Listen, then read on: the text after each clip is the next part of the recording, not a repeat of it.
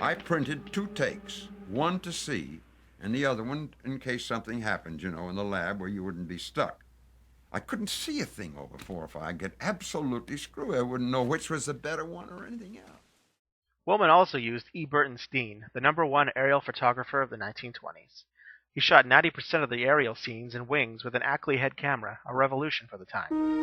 The Ackley's gyroscopic gears made it ideal for action. To get these perfect shots, cameras were mounted and fastened to the fuselage of the airplanes. They would strap a camera on the front of the cowling of the engine, and I had a little second lieutenant.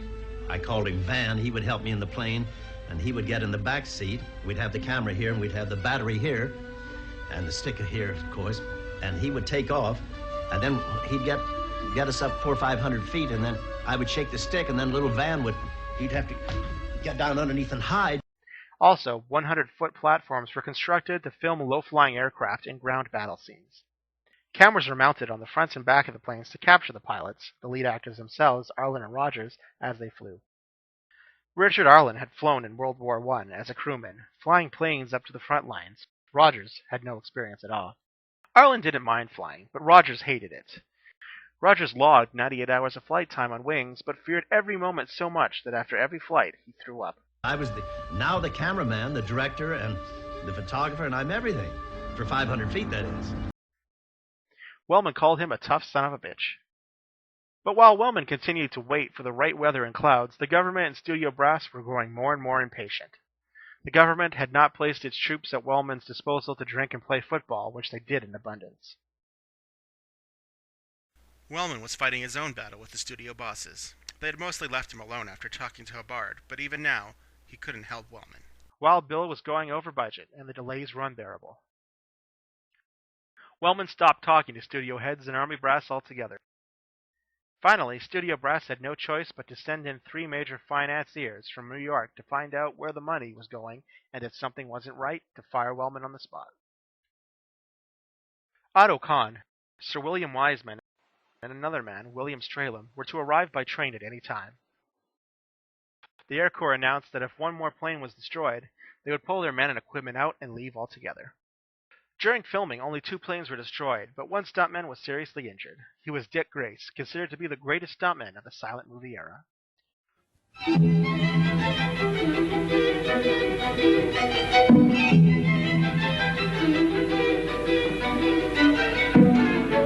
By the mid-1920s, audiences were blasé about stunt work. They imagined it was all perfectly safe. They expected stunts which patently could not be faked, in particular violent air crashes.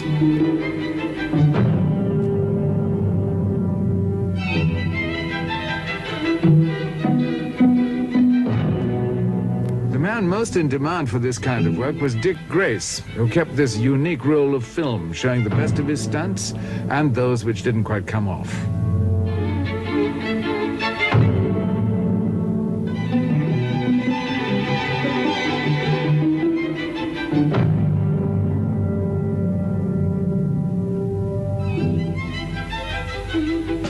The aviation epic Wings involved the best flyers the Air Corps could produce, yet the stunt work was still entrusted to Dick Grace.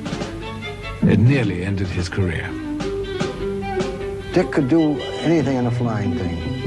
And in Wings, I'll never forget, he did this tremendous spin into the ground and hit bum on his nose, and the plane turned over just about like that. It didn't go all the way over.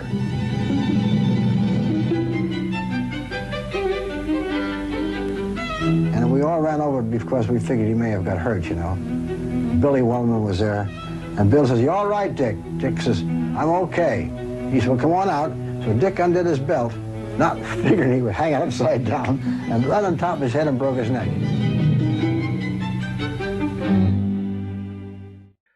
Grace was a tough old son of a gun, though. Told to wear a neck cast for at least 1 year, he wore it only for 6 weeks. Grace decided one night to go dancing and broke the cast with a hammer. He never wore it again. Wellman spent more time in San Antonio working on his movie than he did with his family, which strained relations between himself and his wife. When his wife and daughter came to the filming location to visit, Wellman cast them in the film as a French farm woman and her daughter. This did little to help Wellman in his personal life, and soon after filming was finished, Wellman and his wife divorced. Wellman also cast himself in the picture in a cameo role as a dying soldier.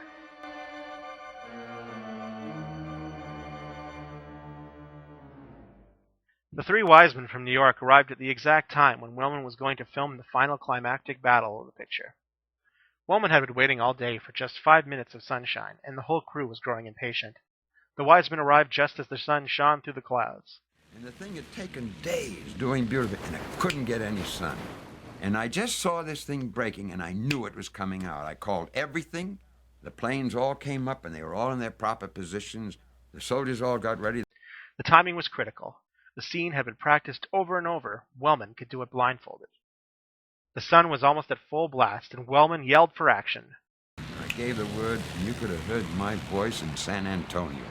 The planes flew by, and the soldiers advanced. 5 minutes, that's all Wellman needed. Took 5 minutes to do this thing, this scene. Took exactly 5 minutes. And all of a sudden, it broke. It was beautiful. Wellman readied himself on the 100-foot platform and his organ-like button board, a board with 18 buttons, each attached to an explosive charge that was to go off at a certain point in the filming. I had a board that I pressed buttons on so that I keep the barrage ahead of the troops. Wellman hit button number 1, and the action was in full swing. Then number 2, then 3, 4, and 5. The sun was going strong. 6, 7, 8, 9, 10, 11, 12, and then someone spoke. Someone came up and spoke to me in the middle of the thing, and I pushed the wrong button. And I saw a couple of bodies fly up in the air, and they weren't dummies. And I turned, and I didn't turn, but I kept on doing it. I said, "You son of a bitch, get off this thing, whoever you are, or I'll kill you." The sun was now getting dim. Wellman hit button number 18 just as the last rays of sun were lost. He had gotten all 5 minutes. I pushed the last one, and it was over, and the sun went right down. And we got to fight. It was absolutely sensational, and you won't believe it. The sun went down, and it was all over. Everybody, the cameramen were yelling how wonderful it was, and they bedlam. The crew had went nuts. The soldiers and pilots went nuts. Everyone knew they had gotten some great footage, but Wellman was more concerned with the 2 injured men. And all I did was to climb down and try to go to where I'd committed the error that I did. And they had these 2 guys, the ambulances were going out there. Fortunately, they weren't badly hurt, but they were hurt. Thankfully, no one was killed. Only one was unconscious. The other was only dazed. It is noted in a report that Cadet Charles Wisely died during the filming of Wings and was given a full military burial with honors. It is doubtful that William Wellman ever knew anything about this.